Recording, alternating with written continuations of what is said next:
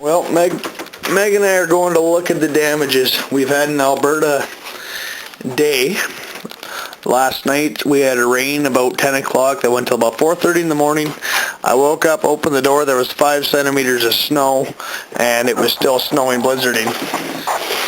And, well, actually it was closer to 10 centimeters, I guess. And, turn the radio off there.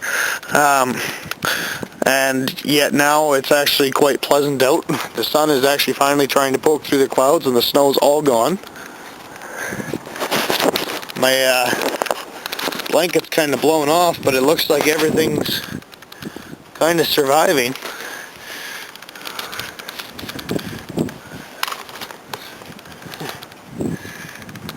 I didn't even get that rhubarb covered. Well, this was covered in snow this morning. And the plants aren't wilting or anything yet. Jihad Acadian, you'd asked me about how cold these would survive. It's been down to -10 at some nights, and so far they're still growing and just getting to the second leaf stage now. The lettuce hasn't fared so well. The couple little sprouts of lettuce that had come up, I'm assuming that's what that was.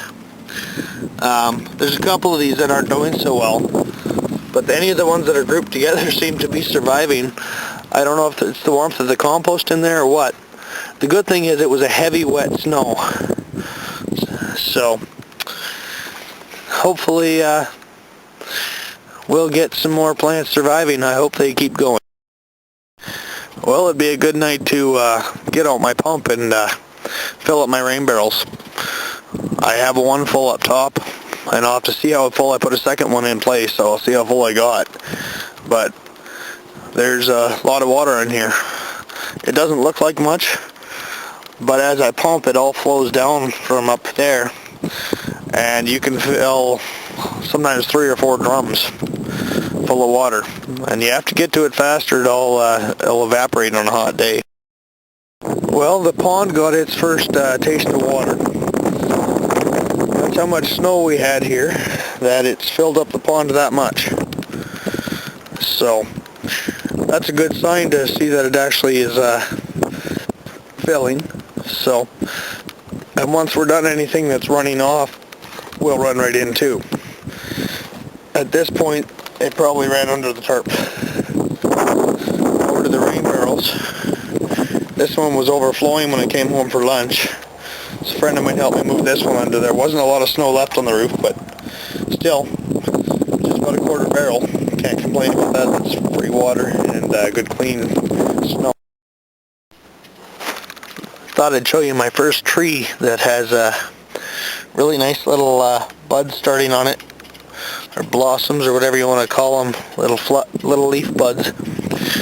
This is a little tree that I found growing under one of my spruce almost a year ago, and transplanted, and it's grown really well since.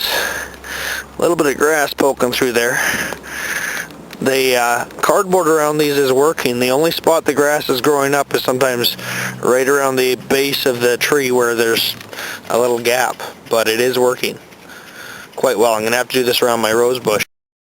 We're just harvesting some water tonight after the storm out of the drainage ditch. It's just water off the streets, good snow water, and should have about 150 gallons by the time we're done. And don't figure that's too bad of a haul for free.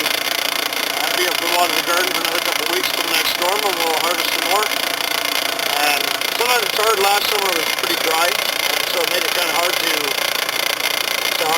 always get enough. I would sometimes run out before the next rain, but that's why I'm trying to store more this year so that I can last longer.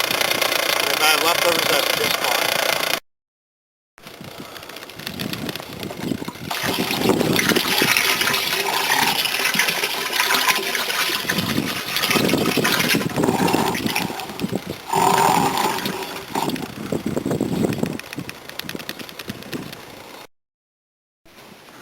Just to show you my setup, all it is I have a 5-gallon pail with holes drilled in it, which acts as a filter, and a sump pump, which I have hooked to this hose that we're reeling up now.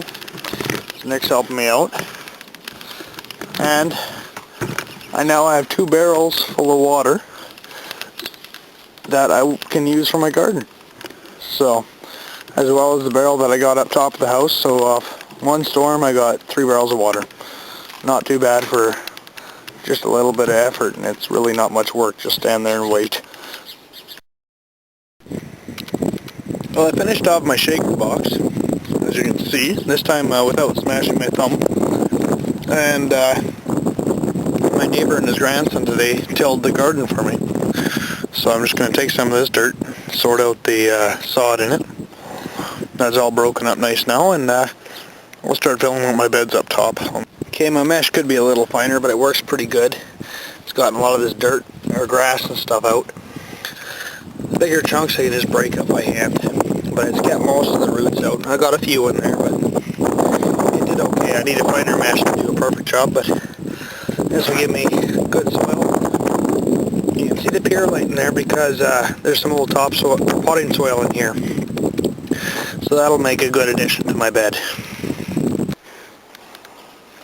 Okay, I don't know if we're filming or not here, but this is what I've been working on so far. I put it in another pond. I've been filling up the top bed. And yeah, we're getting a fair bit more done here. It's a good thing. Well, I cannot see if I'm filming because the LCD screen on my camera is buggered up. So we're just going to step outside. It is just about June 1st. And this is what we have. The train rolling by and snow. This sucks. I don't know if I'm zooming in right on this flower bed, but I've got flowers coming up. I had flowers on my apple tree, flowers on my cherry trees. I hope they survive. Welcome to June in Alberta.